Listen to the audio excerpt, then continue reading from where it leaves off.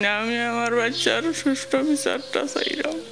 Contact মেরে দিয়ে দিয়েছি। লন্ডন যাওয়ার পরে কিছুদিন পরে আমার বাতিতে তারা একসাথে চলতো, আগে ডিভোর্স দিছে না। লন্ডনে ইফতার কিনতে গেলে নিজের 5 মাস বয়সী সন্তানের সামনে স্ত্রীকে খুন করেন বাবা। লন্ডনে শিশু সন্তানের সামনে স্ত্রীকে হত্যাকারী স্বামী হাবিবুর মাসুম আদালতে হাজির হয়েছে।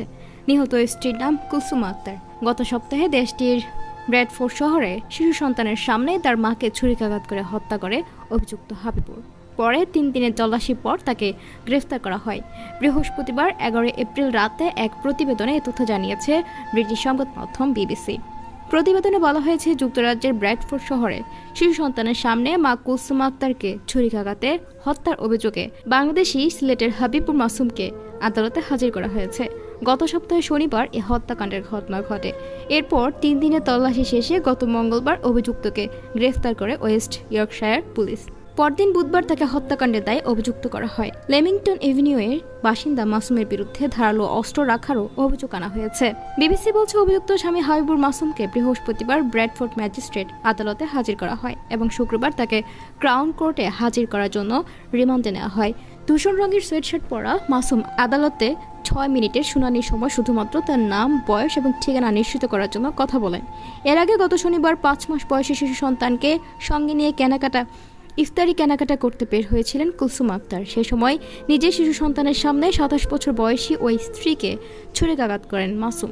কুলসুমাকে উদ্ধার করে হাসপাতালে নেওয়া হলেও তিনি মারা যান, তবে শিশুটির কিছুই হয়নি। এদিকে প্রকাশ্যে দিবালোকে ছুরিকাঘাতের হত্যার পর থেকে মাসুম পলাতক ছিলেন।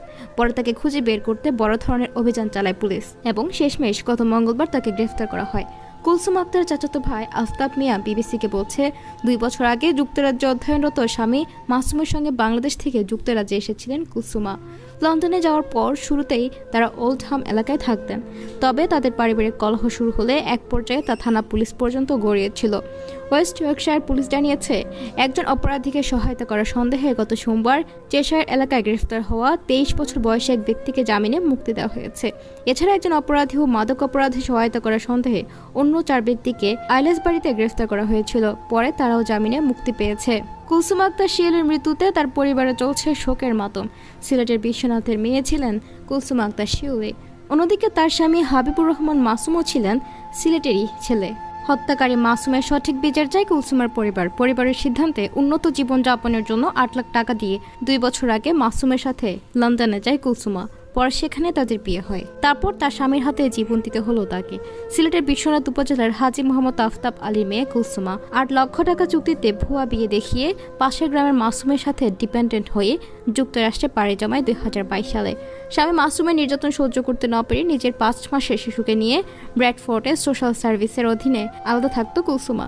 গেল শনিবার কেনাকাটা করতে গেলে সেখানে কুলসুমাকে ছুরি আঘাতে হত্যা করে মাসুম। পরিবারের অভিযোগ, এর আগেও কুলসুমাকে হত্যার হুমকিও দেয় মাসুম। সে খবর জানানো হয়েছিল ব্র্যাডফোর্ড পুলিশকে, কিন্তু কোনো লাভ হয়নি। মেয়ে হত্যার খবরে শোকে স্তব্ধ শাহরুদ্ধমা মনোয়ারা। মেয়ে হত্যাকারীর দৃষ্টান্তমূলক শাস্তি চান তিনি। হত্যাকাণ্ডে মাসুমের জড়িত থাকার কথার অভিযোগে গা ঢাকা দিয়েছে তার মা-বাবা। স্থানীয় মানুষ থেকে জিজ্ঞেস করলে জানা যায়, মাসুমের সাথে যাদের ভালো সম্পর্ক রয়েছে তারা সবাই গা ঢাকা দিয়েছে। হত্যার ঘটনায় প্রবাসী কল্যাণ ও কর্মসংস্থান প্রতিমন্ত্রী জানালেন, সুষ্ঠু বিচার পেতে সব ধরনের পদক্ষেপ গ্রহণ করা হবে।